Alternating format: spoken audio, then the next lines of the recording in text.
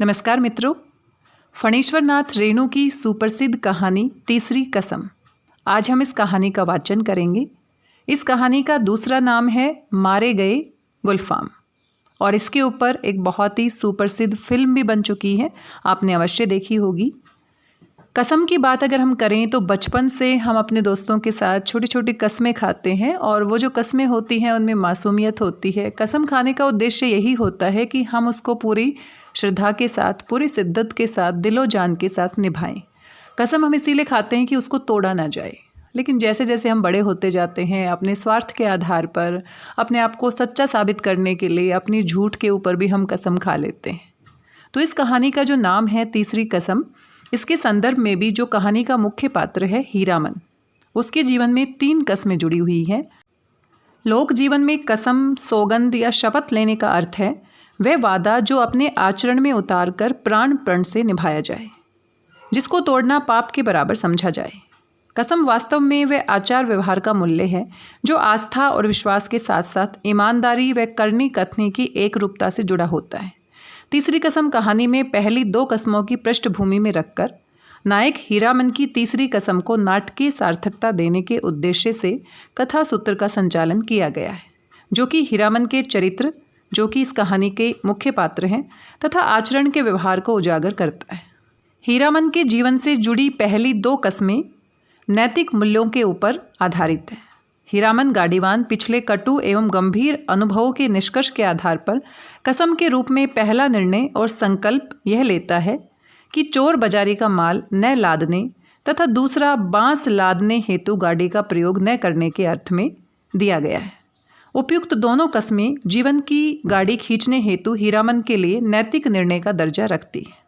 लेखक के कौशल से ये निर्णय हीरामन की भाषा में संपन्न हुए हैं तथा हीरामन का जीवन उसके बैल और गाड़ी ही है। उसका पूरा ताना बाना उसकी बैलगाड़ी के आसपास घूमता है। हीरामन की पहली दोनों कस्मों को कथानक में प्रयोजन के माध्यम से कुशलतापूर्वक पिरोया गया है, जिनको पृष्ठभूमि में रखते हुए रेणु ने कहानी में तीसरी कसम को भी बताया है। तीसरी कसम का शीर्षक और कथावस्तु एक बार फिर हीरामन के लिए संगीन अनुभव में गुजरते हुए एक नए सबक व नई कसम के रूप में प्रकट होती है। और वो कौन सी कसम को तीसरी कसम के रूप में स्वीकार करता है, ये हम पूरी कहानी को पढ़ने के बाद ही समझ पाएंगे और इसके विषय में हम पहले ज़्यादा बातचीत नहीं करेंगे। कुछ विद्वानों का मानना है कि तीसरी कसम कहानी की विषय वस्तु को एक प्रेम कहानी के रूप में प्रस्तुत किया गया है, किंतु हीराबाई और हीरामन की बैलगाड़ी की यात्रा एक सोपन के रूप में घटित होती है, जिसके उपरांत उनके जीवन में अनेक अनात्मीय संदर्भ जुड़ते जाते हैं, जो कि इसे केवल एक प्रेम कथा सिद्ध नहीं करते। इस कहानी में रेणु ने लोक जीवन की सांस्कृतिक समृद्धि के साथ साथ आर्थिक विषमता को भी बखूबी दिखाया है, जो कि मानवीय सत्य की वास्तविकता के रूप में प्रकट होती है।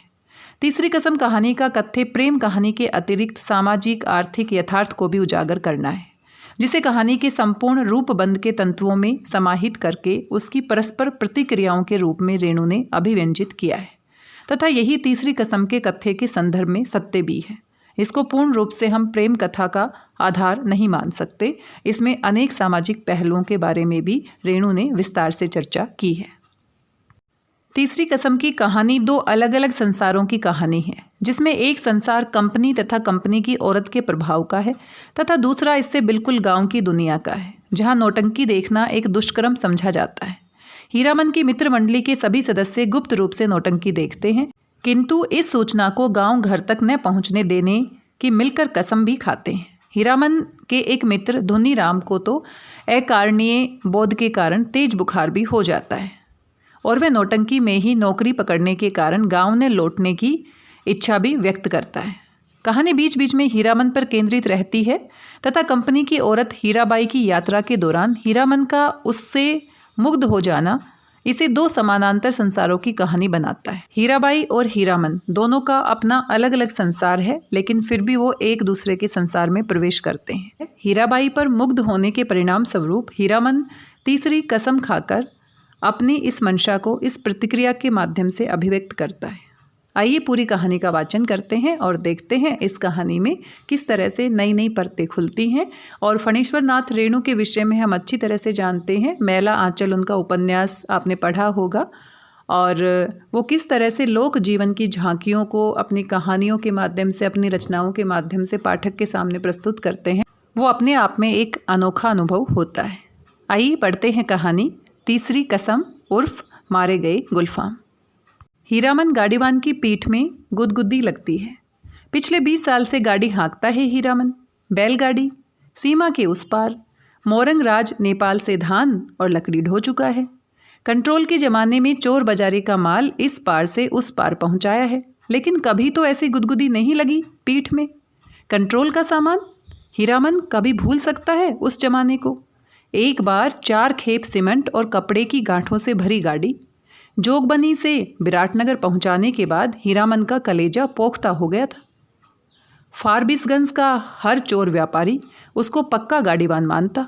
उसके बैलों की बड़ाई बड़ी गद्दी से बड़े सेठ जी खुद करते। अपनी भाषा में गाड़ी पकड़ी गई 5वीं बार सीमा के इस पार तराई में। महाजन का मुनीम उसी की गाड़ी पर गांठों के बीच चुक्का मुक्की लगाकर छिपा हुआ था। दरोगा साहब की 1.5 हाथ लंबी चोर बत्ती की रोशनी कितनी तेज होगी हीरामन जानता है। 1 घंटे के लिए आदमी अंधा हो जाता है। एक छटक भी पड़ जाए आंखों पर, रोशनी के साथ कड़कड़ाती हुई आवाज़, ए गाड़ी रोको साले, गोली मार देंगे। 20 गाड़ियां एक साथ कचकचा कर रुक गई। हीरामन ने पहले ही कहा था 20 बिसावेगा। दरोगा साहब उसकी गाड़ी में दुबके हुए मुनीम जी पर रोशनी डालकर पिशाची हंसी हंसे, हा हा हा हा, मुंडी मजी ई हे हे, ये साला गाड़ीवान, कंबल हटाओ इस बोरे के मुंह पर से। हाथ की छोटी लाठी से मुनीम जी के पेट में घोंचा मारते हुए कहा था, इस बोरे को साला। अखज अदावत होगी दरोगा साहब और मुनीम जी में, नहीं तो उतना रुपया कबूलने पर भी पुलिस दरोगा का मन न डोले भला। 4000 तो गाड़ी पर बैठा बैठा ही दे रहा था। लाठी से दूसरी बार खोचा मारा दरोगा ने। 5000, फिर खोचा, उतरो पहले। मुनीम को गाड़ी के नीचे उतारकर दरोगा ने उसकी आंखों पर रोशनी डाल दी। फिर 2 सिपाहियों के साथ सड़क के बीच 25 रस्सी दूर झाड़ी के पास ले गए। गाड़ीवान और गाड़ियों पर 5-5 बंदूक वाले सिपाहियों का पहरा। हीरामन समझ गया इस बार निस्तार नहीं, जेल। हीरामन को जेल का डर नहीं, लेकिन उसके बैल न जाने कितने दिनों तक बिना चारा पानी के सरकारी फाटक में पड़े रहेंगे भूखे प्यासे, फिर नीलाम हो जाएंगे। भैया और भोजी को वह मुंह नहीं दिखा सकेगा कभी। नीलाम की बोली उसके कानों के पास गूंज गई।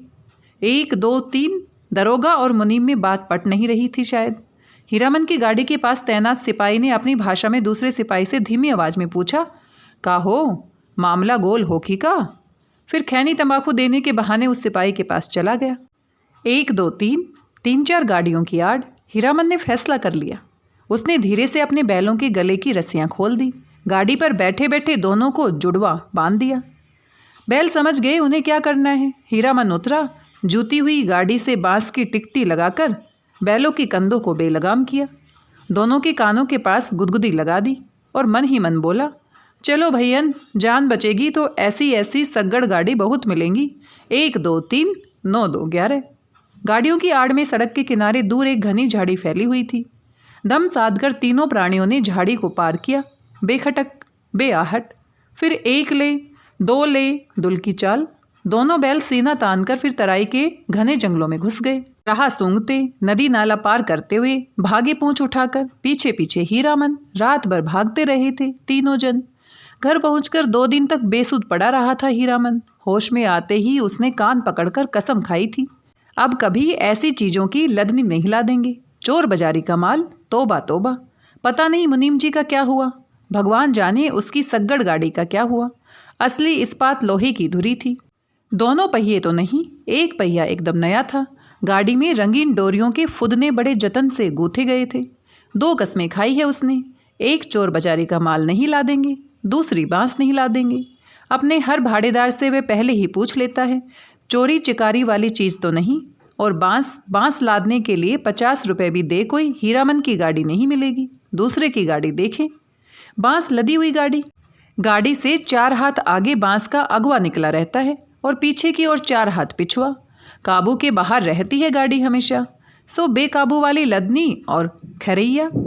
शहर वाली बात, तिस पर बांस का अगवा पकड़कर चलने वाला भाड़ेदार का महाभकुआ नौकर। कि स्कूल की ओर देखने लगा। बस मोड़ पर घोड़ा गाड़ी से टक्कर हो गई। जब तक हीरामन बैलों की रस्सी खींचे तब तक घोड़ा गाड़ी की छतरी बांस के अगवा में फंस गई। घोड़ा गाड़ी वाले ने तड़ातड़ चाबुक मारते हुए गाली दी थी। बांस की लदनी ही नहीं, हीरामन ने खरैया शहर की लदनी भी छोड़ दी। और जब फारबिसगंज में मोरंग का भाड़ा ढोना शुरू किया तो गाड़ी ही पार। कई वर्षों तक हीरामन ने बैलों को आधीदारी पर जोता, आधा भाड़ा गाड़ी वाले का और आधा बैल वाले का। हिस गाड़ीवानी करो मुफ्त, आधीदारी की कमाई से बैलों के ही पेट नहीं भरते। पिछले साल ही उसने अपनी गाड़ी बनवाई है। देवी मैया भला करे उस सर्कस कंपनी के बाग का। पिछले साल इसी मेले में बाग गाड़ी को ढोने वाले दोनों घोड़े मर गए। चंपानगर से फारबिसगंज मेला आने के समय सर्कस कंपनी के मैनेजर ने गाड़ीवान पट्टी में ऐलान करके कहा 100 रुपया भाड़ा मिलेगा। 1-2 गाड़ीवान राजी हुए, लेकिन उनके बैल बाग गाड़ी के 10 हाथ दूर ही डर के डिकरने लगे। बाँ बाँ रस्सी तुड़वाकर भागे। हीरामन ने अपने बैलों की पीठ सहलाते हुए कहा, देखो भैयन, ऐसा मौका फिर हाथ न आएगा। यही मौका है अपनी गाड़ी बनवाने का, नहीं तो फिर आधेदारी। अरे पिंजड़े में बंद बाघ का क्या डर? मोरंग की तराई में दहाड़ते हुए बाघों को देख चुके हो, फिर पीठ पर मैं तो हूँ। गाड़ीवानों के दल में तालियां पटपटा उठी थी एक साथ। सभी की लाज रख ली हीरामन के बैलों ने। हुकुम कर आगे बढ़ गए और बाघ गाड़ी में जुट गए एक एक करके। सिर्फ दाहिने बैल ने जुटने के साथ ढेर सा पेशाब किया। हीरामन ने 2 दिन तक नाक से कपड़े की पट्टी नहीं खोली थी। बड़ी गद्दी के बड़े सेठ जी की तरह नक बंधन लगाए बिना बघाइन गंध बर्दाश्त नहीं कर सकता कोई। बाघ गाड़ी की गाड़ीवानी की है हीरामन ने, कभी ऐसी गुदगुदी नहीं लगी पीठ में। आज रह रहकर उसकी गाड़ी में चंपा का फूल महक उठता है। पीठ में गुदगुदी लगने पर वह अंगोछे से पीठ झाड़ लेता है। हीरामन को लगता है 2 वर्ष से चंपानगर मेले की भगवती मैया उस पर प्रसन्न है। पिछले साल बाघ गाड़ी जुट गई। नगद 100 रुपये भाड़े के अलावा बुताद, चाह, बिस्कुट और रास्ते भर बंदर, भालू और जोकर का तमाशा देखा सो फोकट में। और इस बार ये जनानी सवारी, औरत है या चंपा का फूल, जब से गाड़ी महक रही है। कच्ची सड़क के एक छोटे से खड्ड में गाड़ी का दाहिना पहिया बेमौके हिचकोला खा गया। हीरामन की गाड़ी से एक हल्की सिस की आवाज़ आई। हीरामन ने दाहिने बैल को दुआली से पीटते हुए कहा, साला क्या समझता है, बोरे की लदनी है क्या? आहा मारो मत। अनदेखी औरत की आवाज़ ने हीरामन को अचरज में डाल दिया। बच्चों की बोली जैसी महीन फेनू गिलासी बोली। मथुरा मोहन नौटंकी कंपनी में लैला बनने वाली हीराबाई का नाम किसने नहीं सुना होगा भला। लेकिन हीरामन की बात निराली है। उसने 7 साल तक लगातार मेलों की लदनी लादी है। कभी नौटंकी थिएटर या बायोस्कोप सिनेमा नहीं देखा। लैला या हीराबाई का नाम भी उसने नहीं सुना कभी। देखने की क्या बात। सो मेला टूटने के 15 दिन पहले आधी रात की बेला में काली ओढ़नी में लिपटी औरत को देखकर उसके मन में खटका अवश्य लगा था। बक्सा ढोने वाले नौकर ने गाड़ी भाड़ा में मोल मलाई करने की कोशिश की तो ओढ़नी वाले ने सिर हिलाकर मना कर दिया। हीरामन ने गाड़ी जोतते हुए नौकर से पूछा, क्यों भैया, कोई चोरी चमारी का माल वाल तो नहीं? हीरामन को फिर अचरज हुआ। बक्सा ढोने वाले आदमी ने हाथ के इशारे से गाड़ी हाँकने को कहा और अंधेरे में गायब हो गया। हीरामन को मेले में तंबाकू बेचने वाली बूढ़ी की काली साड़ी की याद आई थी। ऐसे में कोई क्या गाड़ी हाँके? एक तो पीठ में गुदगुदी लग रही है, दूसरे रह रहकर चंपा का फूल खिल जाता है उसकी गाड़ी में। बैलों को डांटो तो इस बिस करने लगती है उसकी सवारी। उसकी सवारी? औरत अकेली, तंबाकू बेचने वाली बूढ़ी नहीं। आवाज़ सुनने के बाद वह बार बार मुड़कर टप्पर में एक नज़र डाल देता है, अंगोछे से पीठ झाड़ता है। भगवान जाने क्या लिखा है इस बार उसकी किस्मत में। गाड़ी जब पूरब की ओर मुड़ी, एक टुकड़ा चांदनी उसकी गाड़ी में समा गई। सवारी की नाक पर एक जुगनू जगमगा उठा। हीरामन को सब कुछ रहस्य में अजगुत अजगुत लग रहा है। सामने चंपानगर से सिंधिया गांव तक फैला हुआ मैदान, कहीं डाकिन पिसाचिन तो नहीं। हीरामन की सवारी ने करवट ली। चांदनी पूरे मुखड़े पर पड़ी तो हीरामन चीखते चीखते रुक गया। अरे बाप रे, ये तो परी है। परी की आंखें खुल गई। हीरामन ने सामने सड़क की ओर मुंह कर लिया और बैलों को टिटकारी दी। वह जीभ को तालू से सटाकर टी टी टी आवाज़ निकालता है। हीरामन की जीभ न जाने कब से सूखकर लकड़ी जैसी हो गई थी। भैया तुम्हारा नाम क्या है? हू बहू फेनू गिलास। हीरामन के रोम रोम बज उठे, मुंह से बोली नहीं निकली। उसके दोनों बैल भी कान खड़े करके इस बोली को परखते हैं। मेरा नाम है हीरामन। उसकी सवारी मुस्कुराती है, मुस्कुराहट में खुशबू है। तब तो मीता कहूँगी, भैया नहीं। मेरा नाम भी हीरा है। इस हीरामन को प्रतीत नहीं, मर्द और औरत के नाम में फ़र्क होता है। हाँ जी, मेरा नाम हीराबाई है। कहाँ हीरामन और कहाँ हीराबाई, बहुत फ़र्क है। हीरामन ने अपने बैलों को झिड़की दी। कान चुनिया कर गप सुनने से ही 30 कोस मंजिल कटेगी क्या? इस बाएं नाटे के पेट में शैतानी भरी है। हीरामन ने बाएं बैल को दुआली की हल्की झड़प दी। मारो मत, धीरे धीरे चलने दो, जल्दी क्या है? हीरामन के सामने सवाल उपस्थित हुआ। वे क्या कहकर गप करे हीराबाई से? तो ही कहे या आहा? उसकी भाषा में बड़ों को आहा अर्थात आप कहकर संबोधित किया जाता है। कचराही बोली में 2-4 सवाल जवाब चल सकता है। दिल खोल गप तो गांव की बोली में ही की जा सकती है किसी से। आसिन कार्तिक के भोर में छा जाने वाले कुहासे से हीरामन को पुरानी चिढ़ है। बहुत बार वह सड़क भूलकर भटक चुका है, किंतु आज के भोर के इस घने कुहासे में भी वह मगन है। नदी के किनारे धान खेतों से फूले हुए धान के पौधों की पवनियाँ गंधाती है। परु पावन के दिन गांव में ऐसी ही सुगंध फैली रहती है। उसकी गाड़ी में फिर चंपा का फूल खिला। उस फूल में एक परी बैठी है। जय भगवती। हीरामन ने आँख की कनखियों से देखा। उसकी सवारी मीता हीराबाई की आंखें गुजूर गुजूर उसको हेर रही है। हीरामन के मन में कोई अजानी रागिनी बज उठी। सारी देह सिरसिरा रही है। वह बोला, बैल को मारते हैं तो आपको बहुत बुरा लगता है। हीराबाई ने परख लिया। हीरामन सचमुच हीरा है। 40 साल का हट्टा कट्टा काला कलूटा देहाती नौजवान अपनी गाड़ी और अपने बैलों के सिवाय दुनिया की किसी और बात में विशेष दिलचस्पी नहीं लेता। घर में बड़ा भाई है, खेती करता है, बाल बच्चे वाला आदमी है। हीरामन भाई से बढ़कर भाभी की इज्जत करता है, भाभी से डरता भी है। हीरामन की भी शादी हुई थी। बचपन में ही गोने के पहले ही दुल्हनिया मर गई। हीरामन को अपनी दुल्हनिया का चेहरा याद नहीं। दूसरी शादी न करने के अनेक कारण हैं। भाभी की जिद। कुमारी लड़की से ही हीरामन की शादी करवाएगी। कुमारी का मतलब हुआ 5-7 साल की लड़की।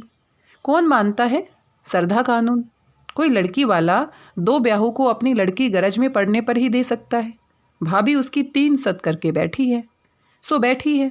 भाभी के आगे भैया की भी नहीं चलती। अब हीरामन ने तय कर लिया है, शादी नहीं करेगा। कौन बलाए मोल लेने जाए? ब्याह करके फिर गाड़ी वानी क्या करेगा कोई? और सब कुछ छूट जाए। गाड़ी वानी नहीं छोड़ सकता हीरामन। तो यहाँ पर हम देख सकते हैं हीरामन का बाल विवाह हुआ है। पहले बाल विवाह जैसी कुप्रथा हमारे समाज में व्याप्त थी, और जो उसकी भाभी है दोबारा से उसका विवाह करवाना चाहती है एक कुमारी लड़की से, यानी कि जिसकी उम्र बहुत कम हो, 5-7 साल की लड़की। लेकिन हीरामन ऐसा नहीं करना चाहता, और साथ में उसको लगता है अगर उसकी शादी हो जाएगी तो वो गाड़ीवानी नहीं कर सकता, और उसको गाड़ीवानी बहुत पसंद है। हीराबाई ने हीरामन की जैसा निश्चल आदमी बहुत कम देखा है। पूछा, आपका घर कौन जिला में पड़ता है? कानपुर नाम सुनते ही जो उसकी हंसी छूटी तो बैल भड़क उठे। हीरामन हंसते समय सिर नीचा कर लेता है। हंसी बंद होने पर उसने कहा, वाह रे कानपुर, तब तो नागपुर भी होगा। और जब हीराबाई ने कहा कि नागपुर भी है तो वह हंसते हंसते दोहरा हो गया। वाह रे दुनिया, क्या क्या नाम होता है, कानपुर, नागपुर। हीरामन ने हीराबाई के कान के फूल को गौर से देखा। नाक की नक छवि के नग देखकर सिहर उठा। लहू की बूंद। हीरामन ने हीराबाई का नाम नहीं सुना कभी। नौटंकी कंपनी की औरत को वह बाईजी नहीं समझता है। कंपनी में काम करने वाली औरतों को वह देख चुका है। सर्कस कंपनी की मालकिन अपनी दोनों जवान बेटियों के साथ बाग गाड़ी के पास आती थी। बाग को चारा पानी देती थी, प्यार भी करती थी खूब। हीरामन के बैलों को भी डबल रोटी बिस्कुट खिलाया था बड़ी बेटी ने। हीरामन होशियार है। कुहासा छटते ही अपनी चादर से टप्पर में पर्दा कर दिया। बस 2 घंटा, उसके बाद रास्ता चलना मुश्किल है। कार्तिक की सुबह की धूप आप बर्दाश्त न कर सकिएगा। कजरी नदी के किनारे तेगछिया के पास गाड़ी लगा देंगे, दोपहरिया काट कर। सामने से आती हुई गाड़ी को दूर से ही देखकर वह सतर्क हो गया। लीक और बैलों पर ध्यान लगाकर बैठ गया। राह काटते हुए गाड़ीवान ने पूछा, मेला टूट रहा है क्या भाई? हीरामन ने जवाब दिया, वह मेले की बात नहीं जानता। उसकी गाड़ी पर विदागी, नहर या ससुराल जाती हुई लड़की को हम विदागी कहते हैं, है। न जाने किस गांव का नाम बता दिया हीरामन ने। छत्तापुर पचीरा कहाँ है? कहीं हो, ये लेकर आप क्या करिएगा? हीरामन अपनी चतुराई पर हंसा। पर्दा डाल देने पर भी पीठ में गुदगुदी लगती है। हीरामन पर्दे के छेद से देखता है। हीराबाई एक दिया सलाई की डिब्बी के बराबर आईने में अपने दांत देख रही है। मदनपुर मेले में एक बार बैलों को नन्ही चित्ती कौड़ियों की माला खरीद दी थी हीरामन ने।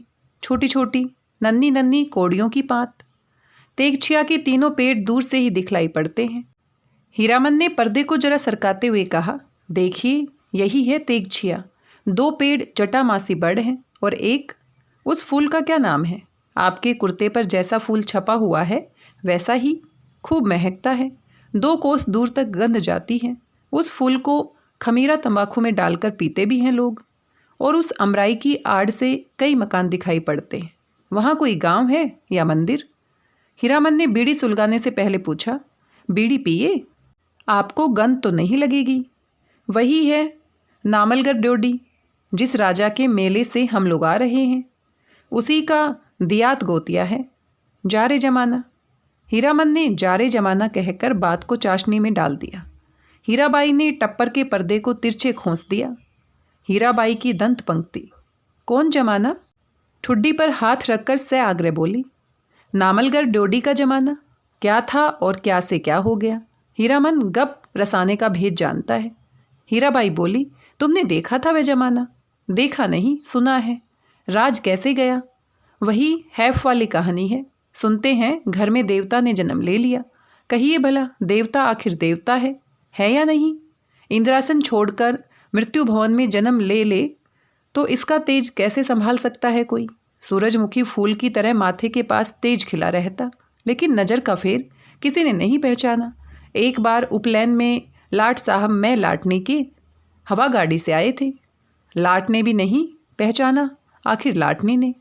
सूरजमुखी तेज देखते ही बोल उठी, ए मैन राजा साहब सुनो, ये आदमी का बच्चा नहीं है, देवता है।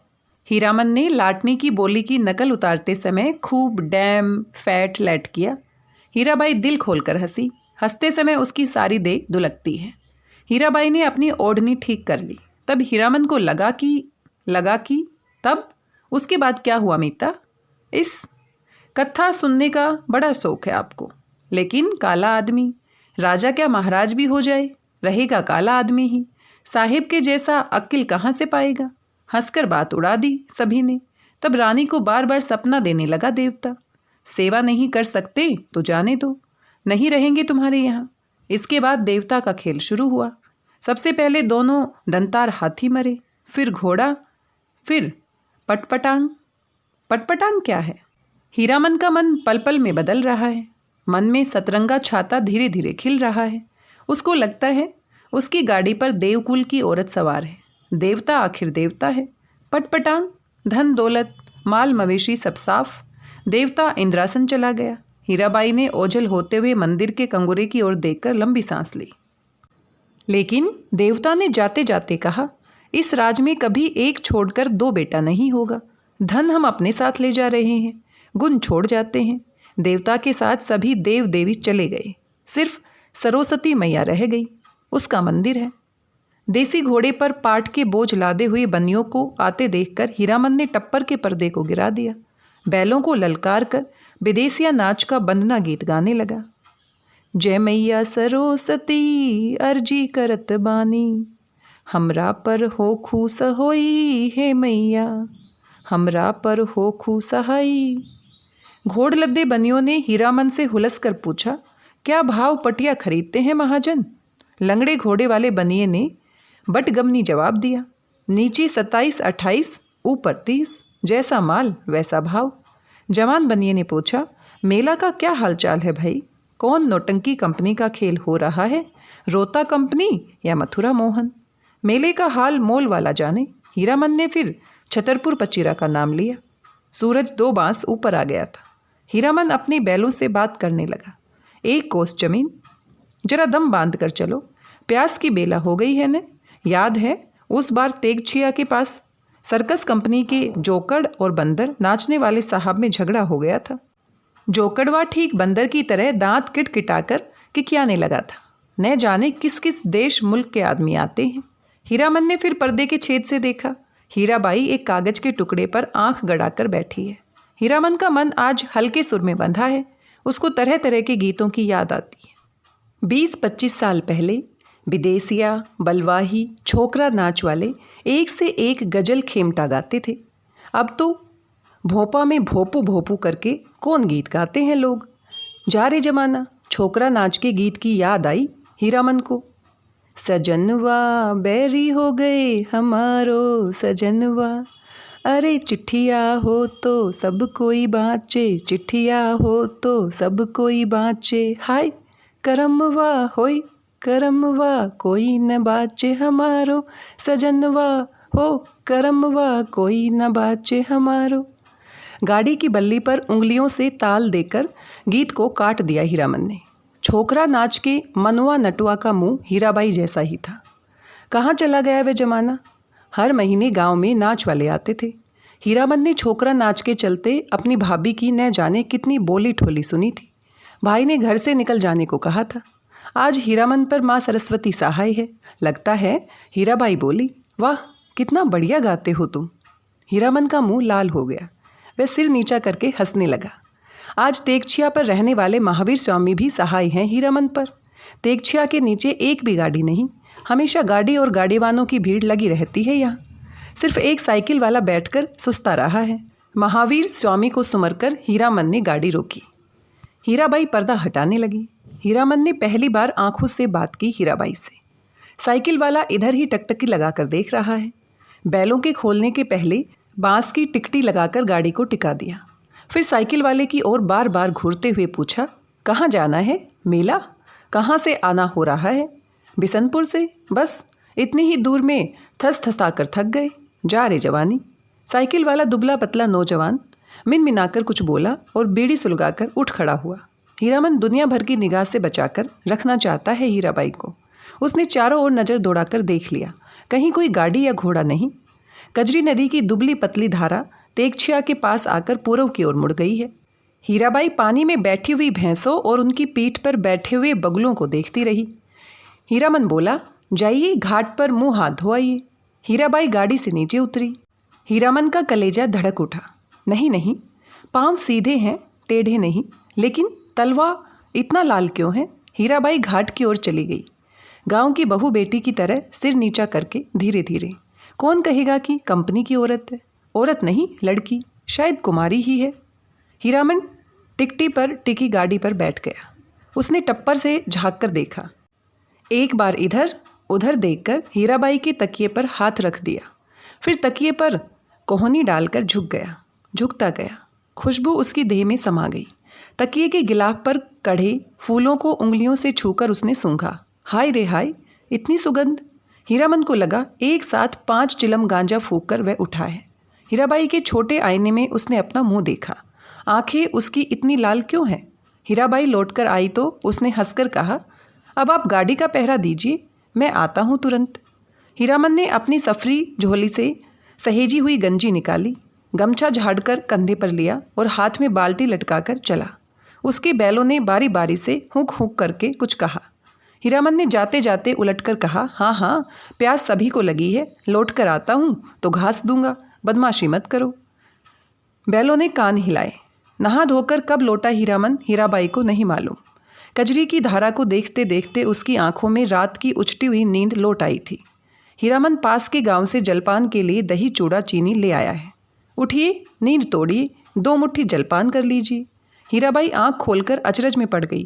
एक हाथ में मिट्टी के नए बर्तन में दही और केले के पत्ते, दूसरे हाथ में बाल्टी भर पानी, आंखों में आत्मीयतापूर्ण अनुरोध। इतनी चीज़ें कहाँ से लाए? इस गांव का दही नामी है, चाहा तो फारबिसगंज जाकर ही पाइएगा। हीरामन की देह की गुदगुदी मिट गई।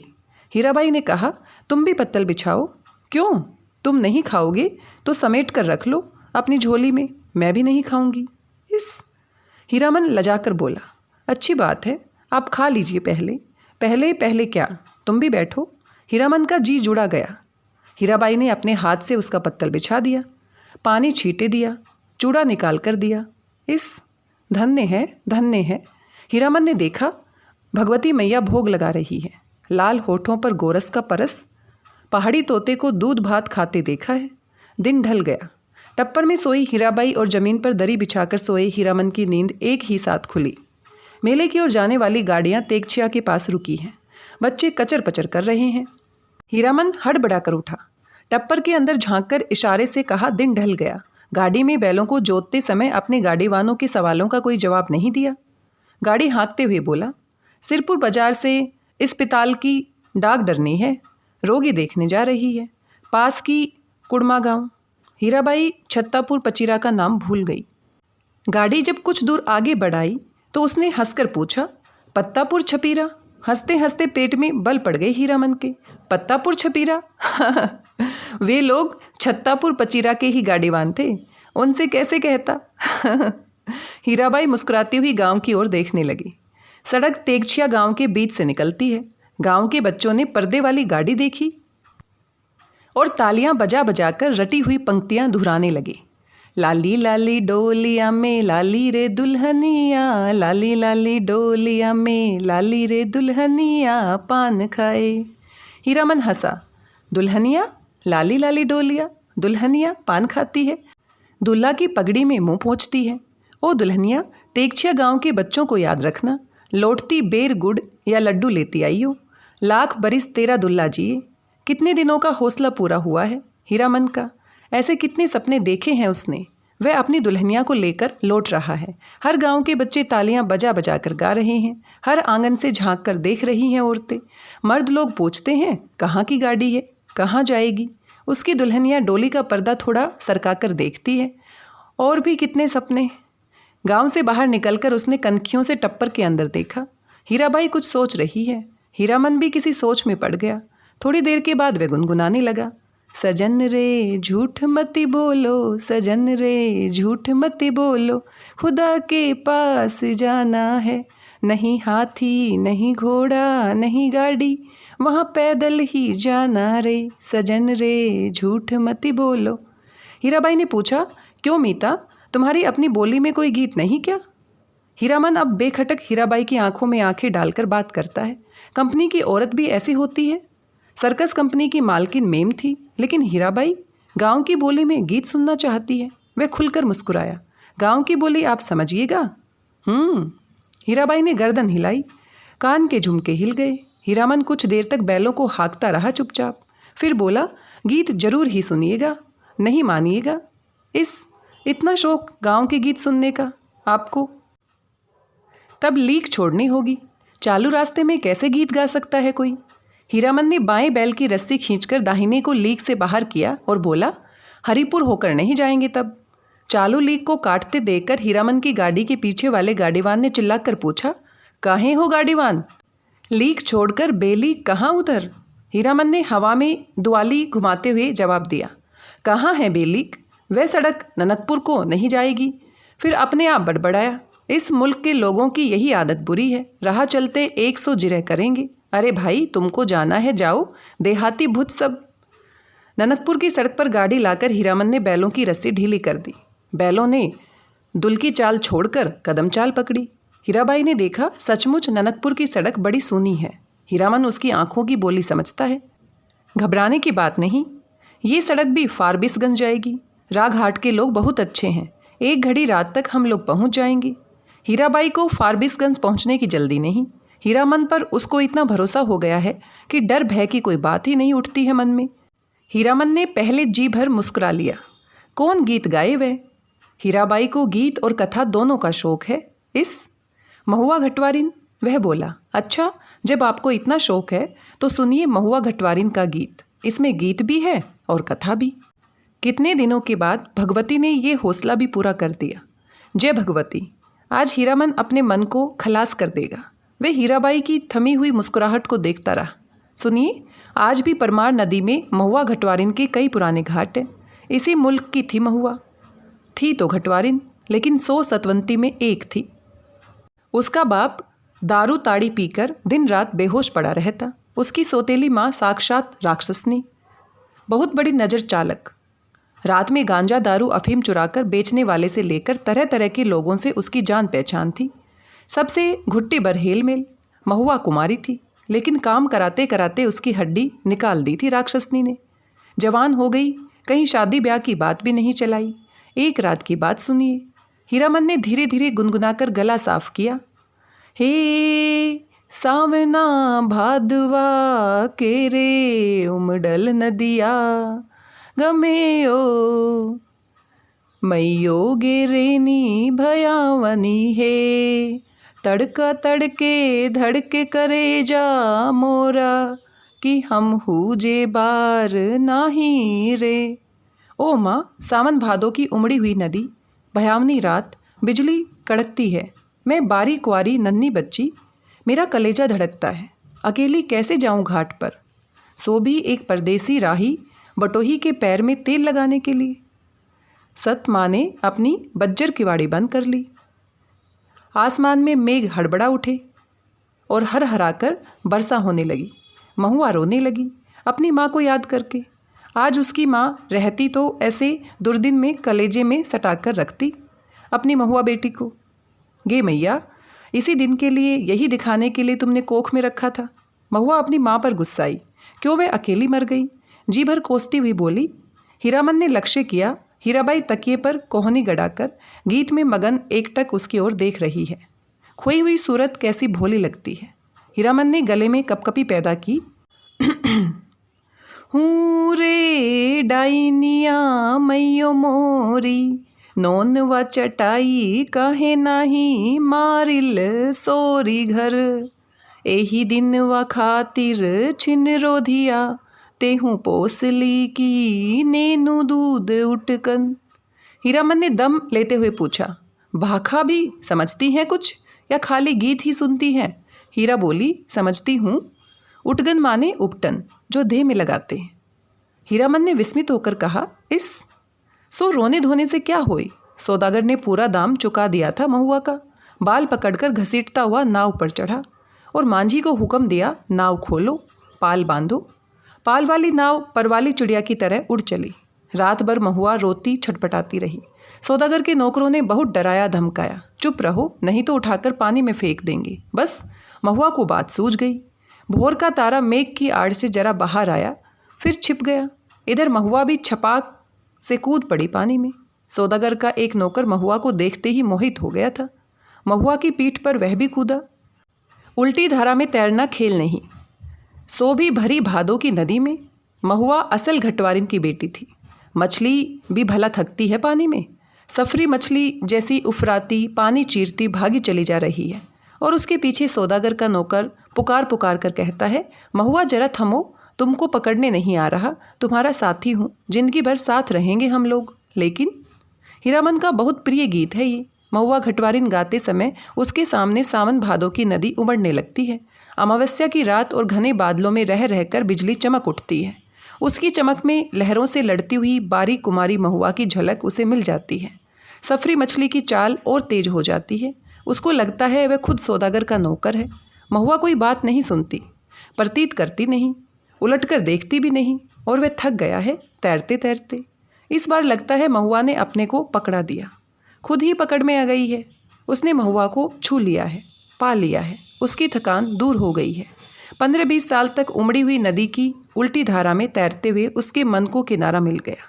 आनंद के आंसू कोई रोक नहीं मानते। उसने हीराबाई से अपनी गीली आंखें चुराने की कोशिश की, किंतु हीरा तो उसके मन में बैठी न जाने कब से सब कुछ देख रही थी। हीरामन ने अपनी कांपती हुई बोली को काबू में लाकर बैलों को झिड़की दी।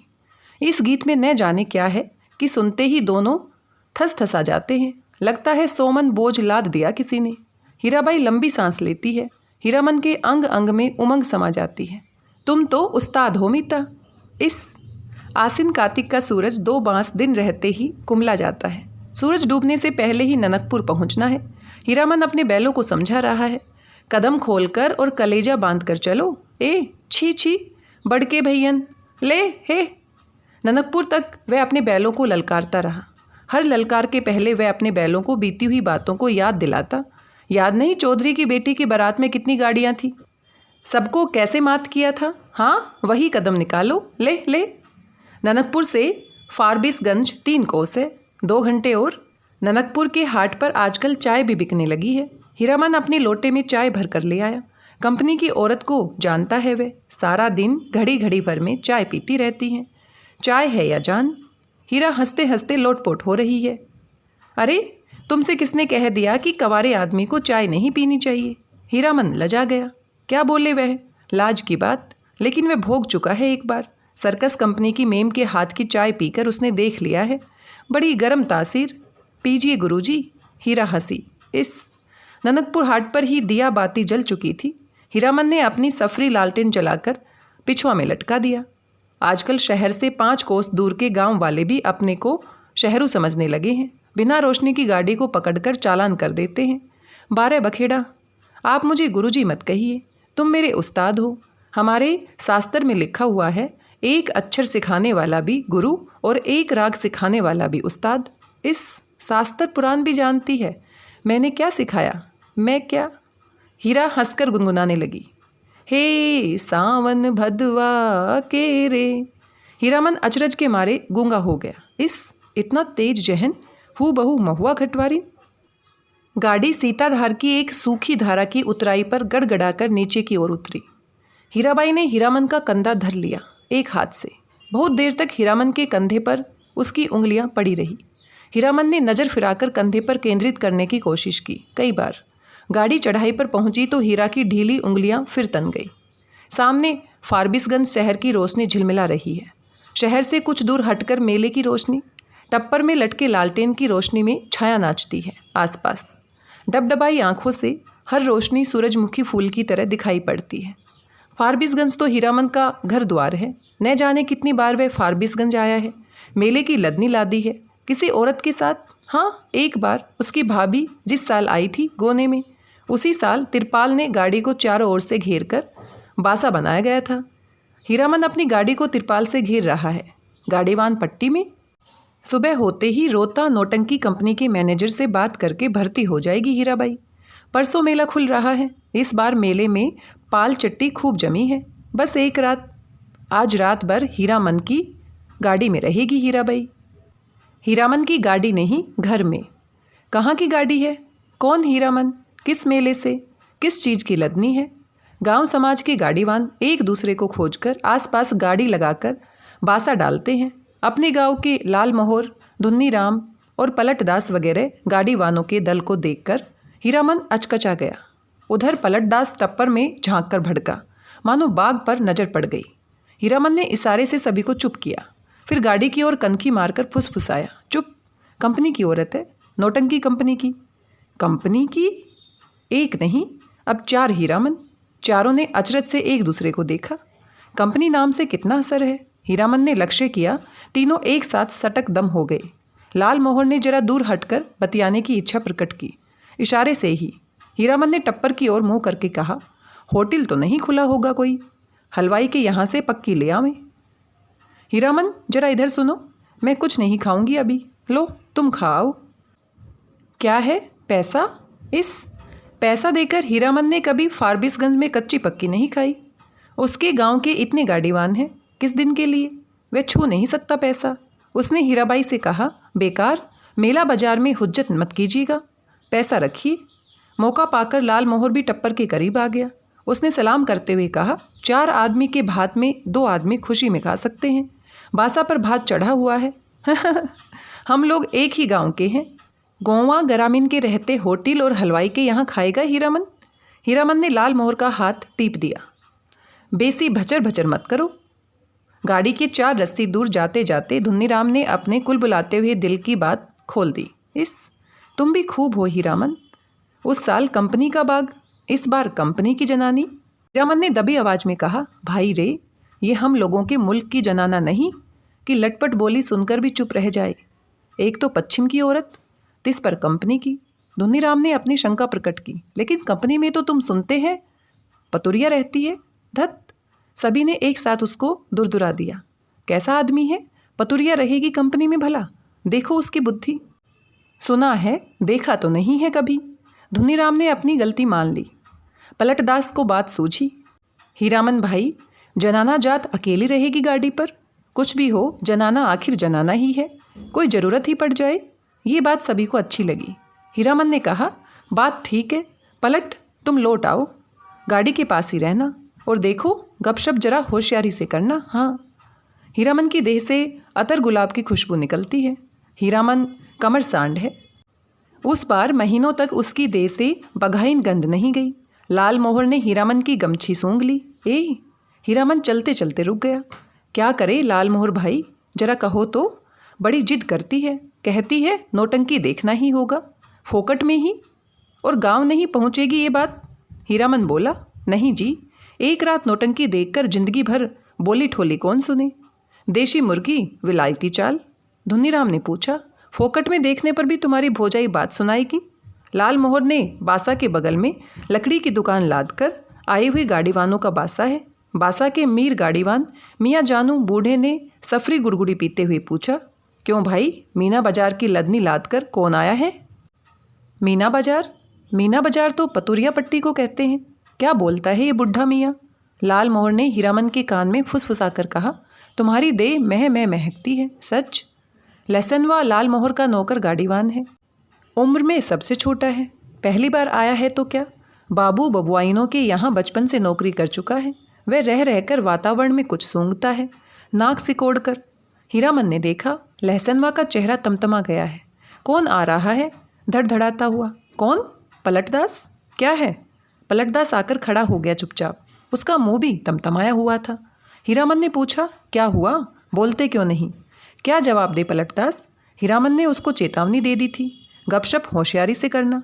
वह चुपचाप गाड़ी की आसनी पर जाकर बैठ गया, हीरामन की जगह पर। हीराबाई ने पूछा, तुम भी हीरामन के साथ हो? पलटदास ने गर्दन हिलाकर हामी भरी। हीराबाई फिर लेट गई। चेहरा मोहरा और बोली बानी देख सुनकर पलटदास का कलेजा कांपने लगा, न जाने क्यों। हाँ, रामलीला में सिया सुकुमारी इसी तरह थकी लेटी हुई थी। जय सिया रामचंद्र की जय। पलटदास के मन में जय जयकार होने लगा। वह दास वैष्णव है, कीर्तनिया है। थकी हुई सीता महारानी के चरण टीपने की इच्छा प्रकट की उसने, हाथ की उंगलियों के इशारे से, मानो हारमोनियम की पटरियों पर नचा रहा हो। हीराबाई तमक कर बैठ गई। अरे पागल है क्या, जाओ भागो। पलटदास को लगा गुस्साई हुई कंपनी की औरत की आंखों से चिंगारी निकल रही है। छटक छटक वह भागा। पलटदास क्या जवाब दे? वह मेला से भी भागने का उपाय सोच रहा है। बोला, कुछ नहीं, हमको व्यापारी मिल गया, अभी ही स्टेशन जाकर माल लादना है। भात में भी अभी देर है, मैं लौट आता हूँ तब तक। खाते समय धुन्नीराम और लहसनवा ने पलटदास की टोकरी भर निंदा की। छोटा आदमी है, कमीना है, पैसे पैसे का हिसाब जोड़ता है। खाने पीने के बाद लाल मोहर के दल ने अपना बांस तोड़ दिया। धुन्नी और लहसनवा गाड़ी जोतकर हीरामन के बासा पर चले। गाड़ी की लीक धरकर हीरामन ने चलते चलते रुककर लाल मोहर से कहा, जरा मेरे इस कंधे को सूंघो तो, सूंघ कर देखो न। लाल मोहर ने कंधा सूंघकर आंखें मूंद ली। मुंह से एस्फुट शब्द निकला, ए। हीरामन ने कहा, जरा सा हाथ रखने पर इतनी खुशबू, समझे? लाल मोहर ने हीरामन का हाथ पकड़ लिया। कंधे पर हाथ रखा था? सच? सुनो हीरामन, नौटंकी देखने का ऐसा मौका फिर कभी हाथ नहीं लगेगा। हाँ, तुम भी देखोगे। लाल मोहर की बत्तीसी चौराहे की रोशनी में झिलमिला उठी। बासा पर पहुंचकर हीरामन ने देखा, टप्पर के पास खड़ा बतिया रहा है कोई हीराबाई से। धुन्नी और लहसनवा ने एक ही साथ कहा, कहाँ रह गए पीछे, बहुत देर से खोज रही है कंपनी।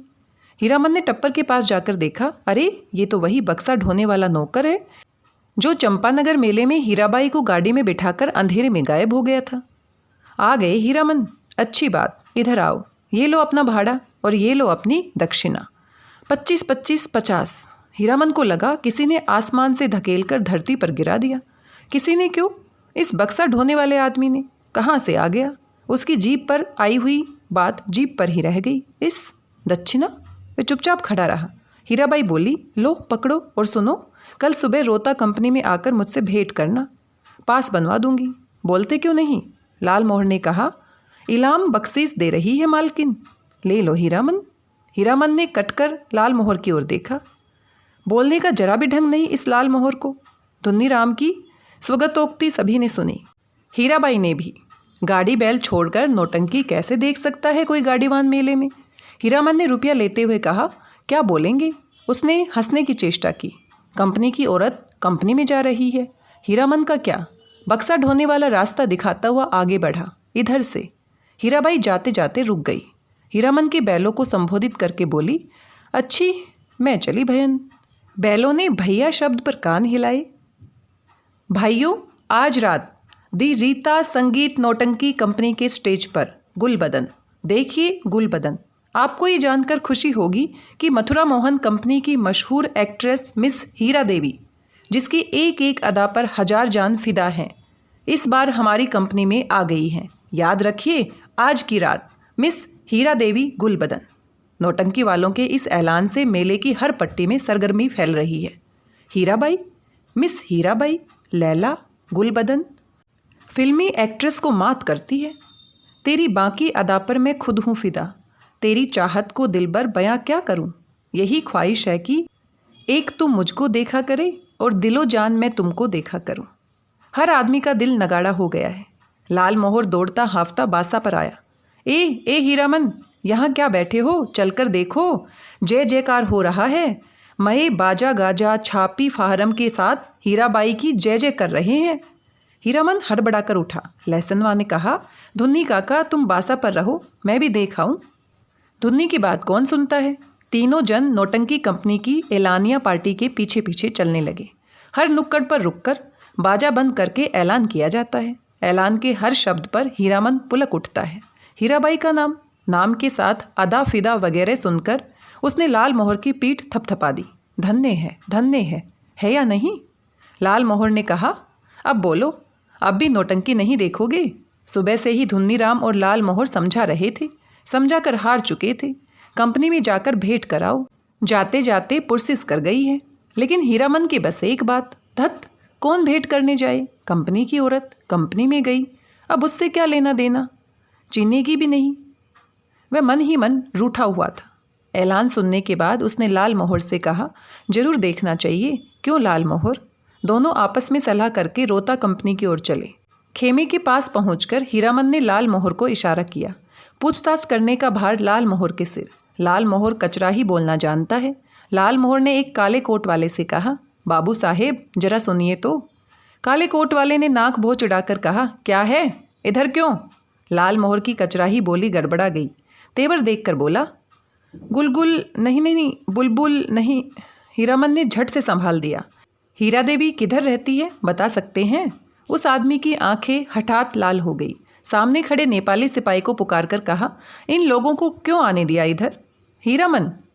वही फेनू गिलासी आवाज़ किधर से आई? खेमे के पर्दे को हटाकर हीराबाई ने बुलाया, यहाँ आ जाओ अंदर। देखो बहादुर, इसको पहचान लो, ये मेरा हीरामन है, समझे? नेपाली दरबान हीरामन को देखकर जरा मुस्कुराया और चला गया। काले कोट वाले से जाकर कहा, हीराबाई का आदमी है, नहीं रोकने को बोला है। लाल मोहर पान ले आया नेपाली दरबान के लिए, खाया जाए।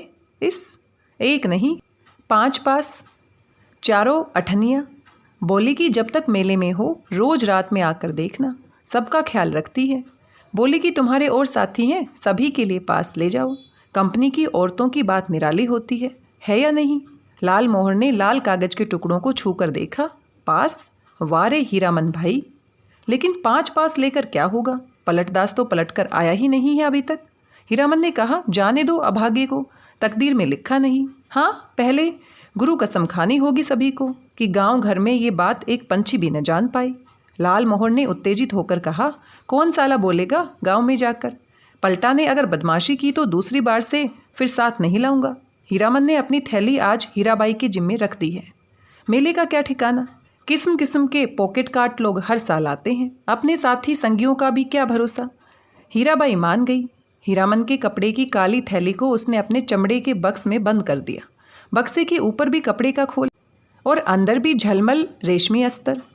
मन का मान अभिमान दूर हो गया। लाल मोहर और धुन्नीराम ने मिलकर हीरामन की बुद्धि की तारीफ की, उसके भाग्य को सराहा बार बार, उसके भाई और भाभी की निंदा की दबी जबान से। हीरामन के जैसा हीरा भाई मिला है, इसलिए कोई दूसरा भाई होता तो। लसनवा का मुंह लटका हुआ है।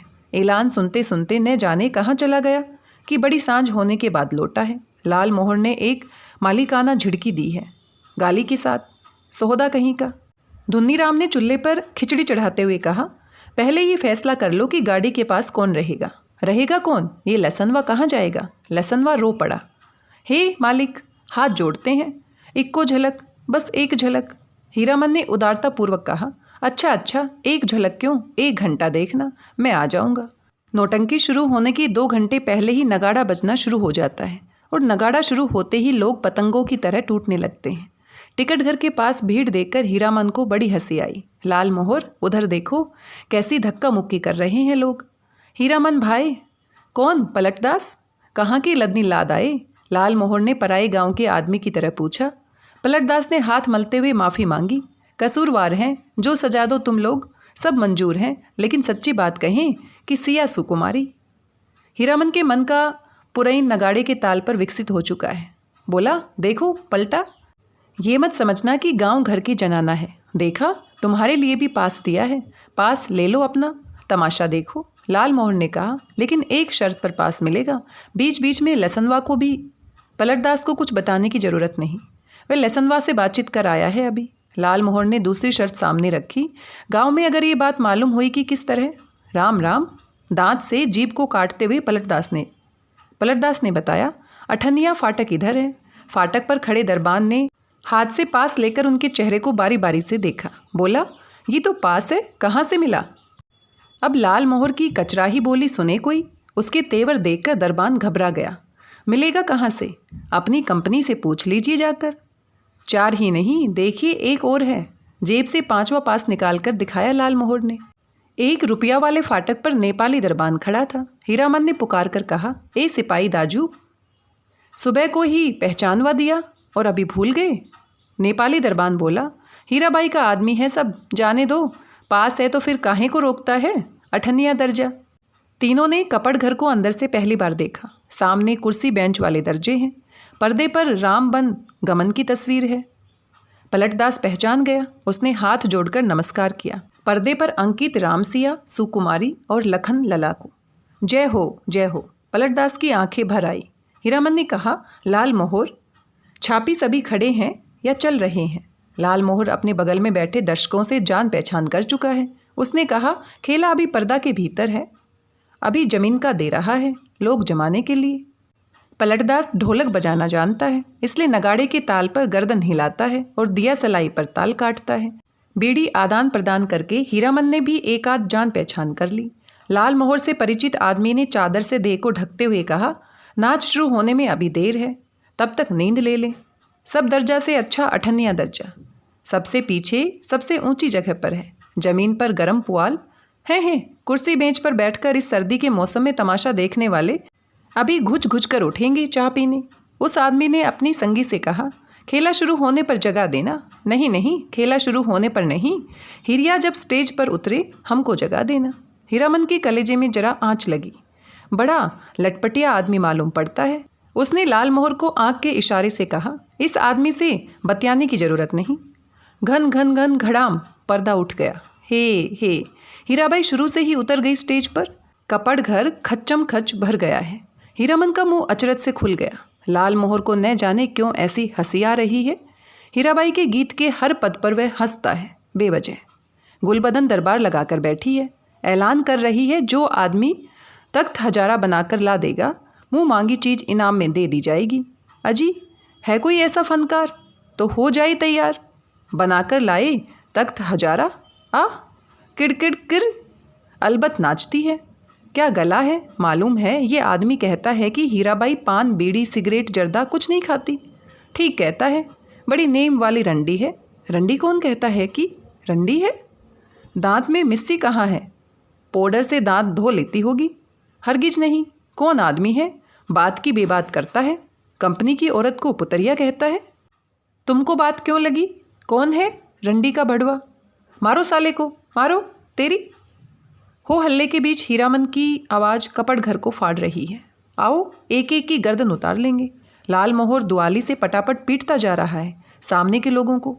पलटदास एक आदमी की छाती पर सवार है। साला सिया सुकुमारी को गाली देता है, सो भी मुसलमान होकर।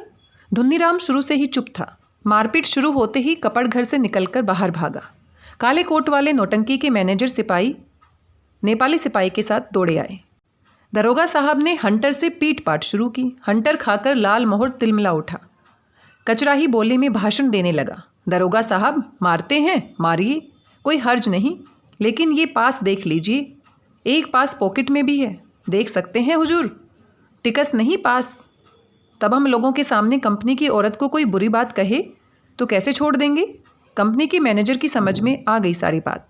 उसने दरोगा को समझाया, हुजूर मैं समझ गया, ये सारी बदमाशी मथुरा मोहन कंपनी वालों की है। तमाशे में झगड़ा खड़ा करके कंपनी को बदनाम नहीं हुजूर, इन लोगों को छोड़ दीजिए। हीराबाई के आदमी है, बेचारी की जान खतरे में है। हुजूर से कहा था ना। हीराबाई का नाम सुनते ही दरोगा ने तीनों को छोड़ दिया, लेकिन तीनों की दुआली छीन ली गई। मैनेजर ने तीनों को 1 रुपये वाले दर्जे में कुर्सी पर बिठाया।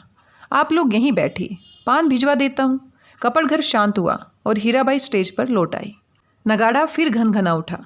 थोड़ी देर बाद तीनों को एक साथ ही धुन्नीराम का ख्याल हुआ। अरे धुन्नीराम कहाँ गया? मालिक, ओ मालिक! लहसनवा कपड़घर के बाहर चिल्लाकर पुकार रहा है। ओ लाल मोहर मालिक! लाल मोहर ने तास्वर में जवाब दिया, इधर से, इधर से, 1 टकिया फाटक से। सभी दर्शकों ने लाल मोहर की ओर मुड़कर देखा। लहसनवा को नेपाली सिपाही लाल मोहर के पास ले आया। लाल मोहर ने जेब से पास निकालकर दिखा दिया। लहसनवा ने आते ही पूछा, मालिक कौन आदमी क्या बोल रहा था? बोलिए तो जरा, चेहरा दिखला दीजिए। उसकी एक झलक। लोगों ने लहसनवा की चौड़ी और सपाट छाती देखी। जाड़े के मौसम में भी खाली दे, चेले चाटी के साथ हैं ये लोग। लाल मोहर ने लहसनवा को शांत किया। तीनों चारों से मत पूछे कोई नौटंकी में क्या देखा, किस्सा कैसे याद रहे। हीरामन को लगता था हीराबाई शुरू से ही उसी की ओर टकटकी लगाकर देख रही है, गा रही है, नाच रही है।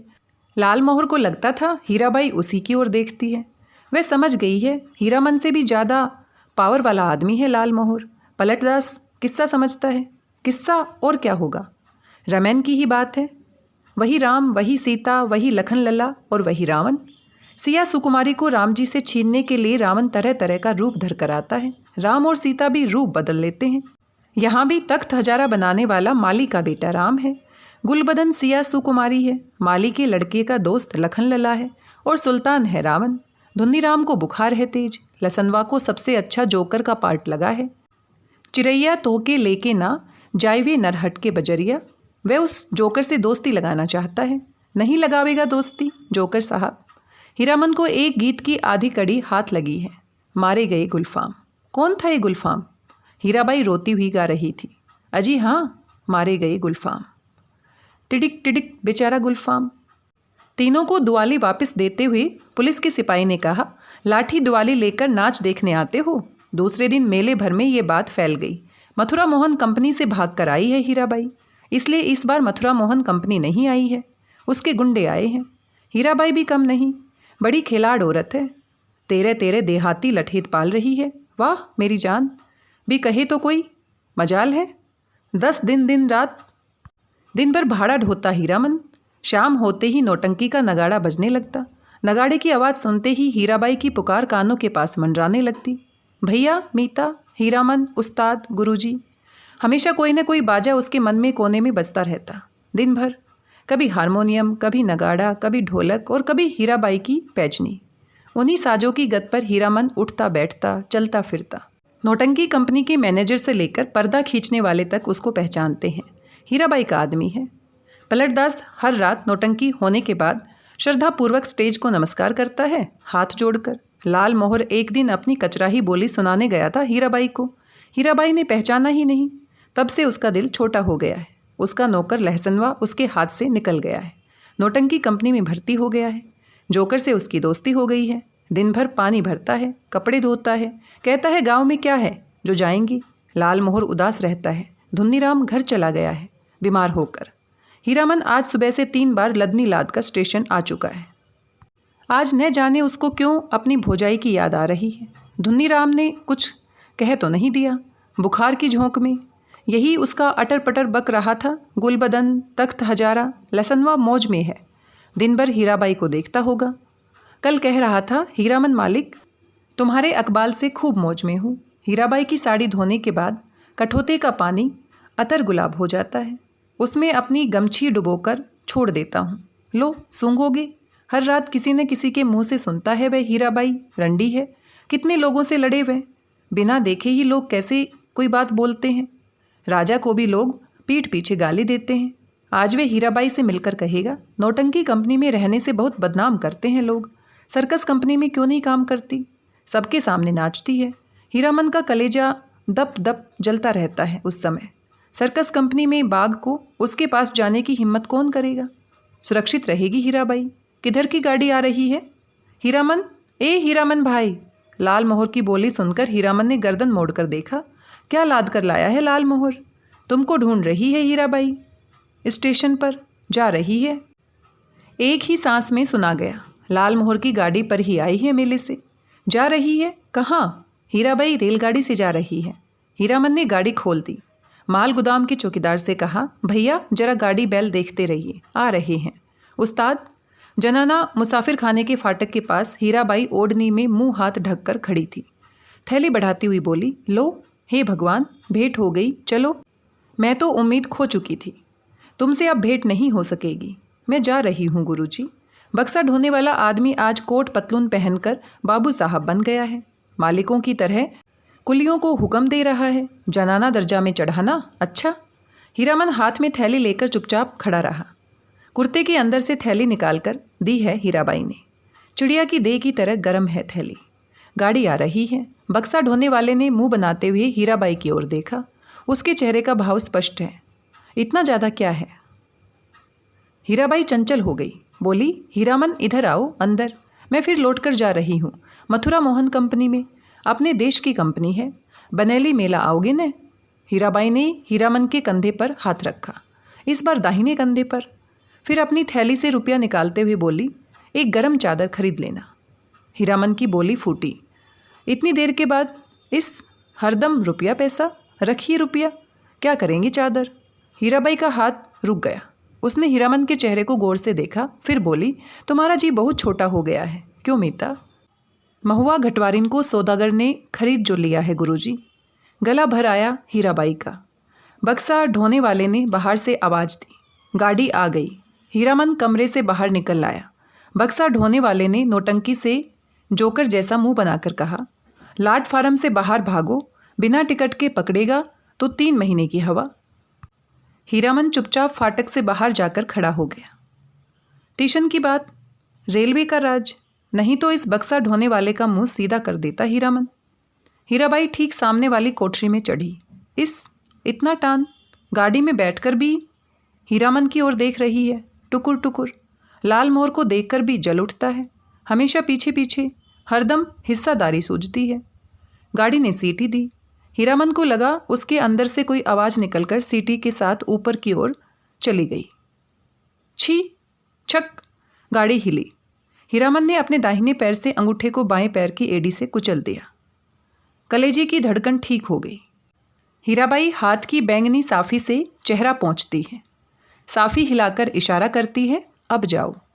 आखिरी डब्बा गुजर गया। प्लेटफॉर्म खाली, सब खाली, खोखले मालगाड़ी के डिब्बे। दुनिया ही खाली हो गई मानो। हीरामन अपनी गाड़ी के पास लौट आया। हीरामन ने लाल मोहर से पूछा, तुम कब तक लौट रहे हो गांव? लाल मोहर बोला, अभी गांव जाकर क्या करेंगे, यहीं तो भाड़ा कमाने का मौका है। हीराबाई चली गई, मेला अब टूटेगा। अच्छी बात, कोई समाद देना है घर। लाल मोहर ने हीरामन को समझाने की कोशिश की, लेकिन हीरामन ने अपनी गाड़ी गांव की ओर जाने वाली सड़क की ओर मोड़ दी। अब मेले में क्या धरा है? खोखला मेला। रेलवे लाइन की बगल से बैलगाड़ी की कच्ची सड़क गई है दूर तक। हीरामन कभी रेल पर नहीं चढ़ा है। उसके मन में फिर पुरानी लालसा झांकी। रेलगाड़ी पर सवार होकर गीत गाते हुए जगन्नाथ धाम जाने की लालसा। उलटकर उसने खाली टप्पर की ओर देखने की हिम्मत नहीं होती है। पीठ में आज भी गुदगुदी लगती है। आज भी रह रहकर चंपा का फूल खिल उठता है उसकी गाड़ी में। एक गात की टूटी कड़ी पर नगाड़े का ताल कट जाता है बार बार। उसने पलटकर देखा, बोरे भी नहीं, बांस भी नहीं, बाग भी नहीं। परी, देवी, मीता, हीरा देवी, महुआ घटवारिन, कोई नहीं। मरे हुए मुहूर्तों की गूंगी आवाज़ें मुखर होती चलती हैं। हीरामन के होंठ हिल रहे हैं। शायद वह तीसरी कसम खा रहा है, कंपनी की औरत की लदनी। हीरामन ने हठात अपने दोनों बैलों को झिड़की दी। दुआली से मारते हुए बोला, रेलवे लाइन की ओर उलट पलट कर क्या देखते हो? दोनों बैलों ने कदम खोलकर चाल पकड़ी। हीरामन गुनगुनाने लगा, अजी हाँ मारे गए गुलफाम, अजी हाँ मारे गए गुलफाम। और इन्हीं पंक्तियों के साथ ये कहानी यहीं पर समाप्त हो जाती है। इस कहानी पर तीसरी कसम नाम से फिल्म बनी है, लेकिन इस कहानी का दूसरा नाम मारे गए गुलफाम भी है। तो वीडियो काफ़ी लंबा हो गया है। कहानी आपको कैसी लगी, आप अपने विचार हमारे साथ साझा कर सकते हैं। मिलते हैं किसी नई कहानी के साथ किसी नए वीडियो में। तब तक स्वस्थ रहिए, व्यस्त रहिए, मस्त रहिए और खुश होकर कुछ ना कुछ अच्छा सकारात्मक पढ़ते रहिए। धन्यवाद, बहुत बहुत धन्यवाद।